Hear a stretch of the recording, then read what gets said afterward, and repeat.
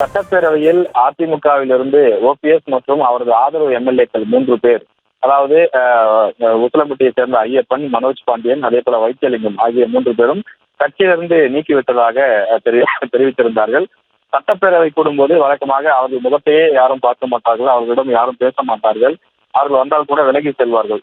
ஒரு காலத்தில் எப்படி திமுக அதிமுக எம்எல்ஏக்கள் இருப்பார்களோ அது போலத்தான் ஓபிஎஸ் ஆதரவு எம்எல்ஏக்களும் அதிமுக எம்எல்ஏக்களும் நடந்து கொள்வார்கள். ஆனால் இந்த நடப்பு சட்டமன்றத்தில் காட்சிகள் மாறத் தொடங்கி இருக்கிறது.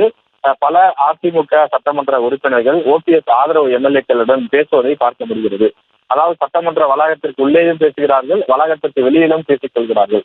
இன்னும் குறிப்பாக சொல்ல வேண்டுமானால் ஒரு சிலர் ஓபிஎஸ் இடமே சென்று கூட பேசுவதை பார்க்க முடிகின்றது. ஆனா நல்லா இருக்கீங்களா, உடம்புலாம் பரவாயில்லையா அப்படின்னு சொல்லி ஓரிரு வார்த்தைகள் பேசிவிட்டு கடந்து சென்று விடுகிறார்கள்.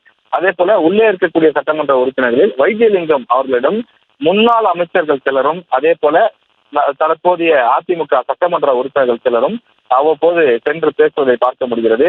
அதே போல அவர்கள் தேநீர் குடிப்பதற்காக செல்லும் போதும், அதே போல அவர்கள் அட்டெண்டன்ஸ் சைன் பண்ணுவதற்கான அந்த இடங்கள் அங்கே செல்லும் போதும் அவர்கள் பேசிக் கொள்வதை பார்க்க முடிகிறது. கடந்த காலங்களில், அதாவது கடந்த சட்டமன்ற கூட்டத்தொடர் உள்ளிட்ட கடந்த நிகழ்வுகளின் போதெல்லாம் இவர்கள் இவ்வாறு பேசிக் கொள்ளவே மாட்டார்கள். தற்போது 2 தரப்பும் அணிகள் இணைப்பு என்பது தொடர்பாக வெளியில் தீவிரமாக பேசி வரக்கூடிய நிலையில், சட்டமன்ற தேர்தலும் நெருங்கி வரக்கூடிய நிலையில், முன்பு இல்லாத காட்சிகள் தற்போது காட்சிகள் மாறி இருக்கக்கூடிய நிலையில் அது கவனம் பெற்றிருக்கிறது. உள்ளே இருக்கக்கூடிய திமுக சட்டமன்ற உறுப்பினர்கள், கம்யூனிஸ்ட் உள்ளிட்ட மற்ற கூட்டணி கட்சியை சார்ந்தவர்களும் கூட இந்த 2 தரப்பும் பேசிக் கொள்வதை ஆச்சரியமாக பார்த்து கடந்து செல்கிறார்கள்.